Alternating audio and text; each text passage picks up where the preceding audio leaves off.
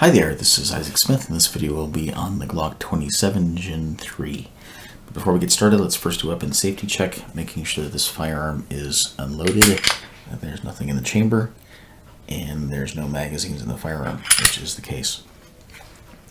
So this is Glock's subcompact 40 caliber double stack, which was first produced in 1995 and first released in the United States in 1996. So it's been on the market for quite a while at this point. It's been used all over through the law enforcement industries as far as concealed carry or a backup gun. So if you're familiar with the full-size Glocks, it operates the same as the Glock 22, the Glock 23 in 40 caliber, same as the Glock 17 or Glock 19 in 9mm, with the exception that it is calibered in 40 Smith & Wesson.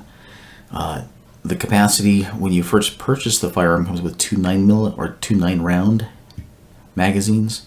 It's also capable of holding any of the larger magazines all the way up to their 32. If you purchase the 15-round 40 caliber, you can also purchase an X grip, which allows you to slide over the magazine and then use the firearm so that you get a full-size grip, almost like a Glock 22. The nice thing about the 40 caliber is that if you purchase the 40 caliber, you can also purchase conversion barrels, which allows you to practice with the firearm with 9mm. This assembly operation is exactly the same as any of the other Glocks, where you pull back the upper slide, drop down that, pull the trigger, pull that forward. The Gen 3 comes with a double spring slide, a 3.42 inch barrel, so 3.42, and that's the original standard barrel.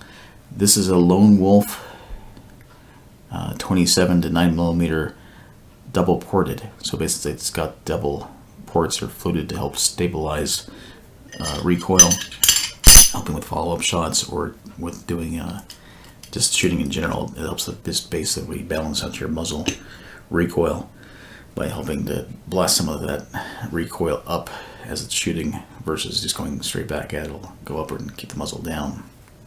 So then reassembly is just the same as any other Glock. Stock sights are fixed. You have a fixed front dot sight with kind of a cup in the back, so real easy to get target acquisition. Great for low light, daytime shooting. If you're looking at doing nighttime or you want to have something else, you can buy lots of aftermarket sights because the sights are the same for all different Glock. Whether you want the different styles of either, the optics or the different kinds of glow, you can get lots of different options with the Glock. So one other change, if you look at the Glock from Glock Gen 3 to Gen 4, is a couple like the front is actually kind of beveled, and then the trigger is a little bit different as far as the way that it's got more of a contoured kind of a grooved front, but the same little plastic safety in the front, or the safe action trigger, so you have to have the finger on it to actually pull the trigger. And as a comparison, I'm going to actually show you the difference between a Glock 22, this is Gen 4, also nothing in the chamber, if we can get there, and no magazines. So this is the full-size 40 caliber, also converted down to 9mm, in comparison to the Glock 27. And so we actually see the difference really is just the muzzle shorter between the front and the back, and then the grip length right there is much shorter between the 22 and the 27. And then if we take a look at the top of that muzzle, like I said, the Gen 4 has a very blocky, where this has more of a rounded front to the Gen 3. Everything else is about the same, though, stock-wise, except for the magazine release, which here on the Gen 3 is much smaller. Gen 4, they went to a much larger. And also Gen 4, if you purchase Gen 4, it come with actually back straps that are adjustable, which allows you to make that larger for larger hands. But because I shoot this all the time, this is a great option for me because it's the same size as the Gen 4 without the additional back straps. So again, back to this guy. So if you're looking at doing practice, the 9mm conversion is a great option. The barrels run from about 100 up to about 150 to 175, depending on what length, what kind of options you're getting. You can get standard lengths, or you can get something like this here for just practice if you're doing that. But you're going to save the price of rounds if you're out on the range doing that. And so before we get further, we're going to take a look at that. There's some range practice we did with this in 9mm, and we're going to take a look at it, looking at some different multiple targets and 7 yards. So let's take a look at some range time.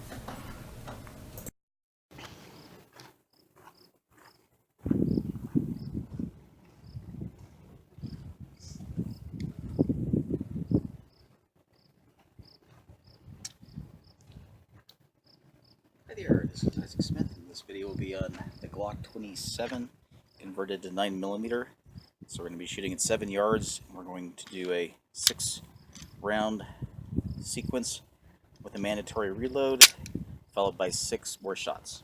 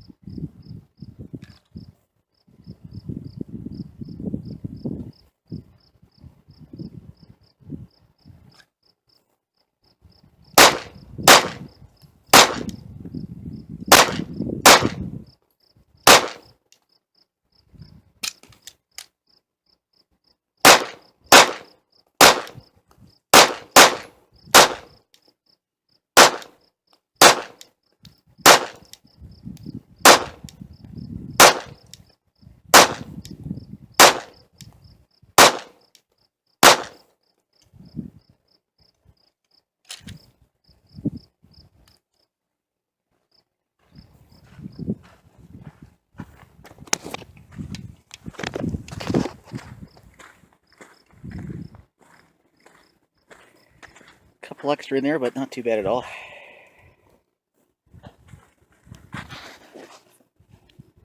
So just the Glock 27 definitely performed very well under 7 yards, doing a couple different drills. Looking at the Mozambique, where you do a double center of mass, one at the head, and then you'll repeat doing those drills or doing magazine reloads. Definitely accurate at close range, and you can get this thing definitely accurate if you're in long range as well.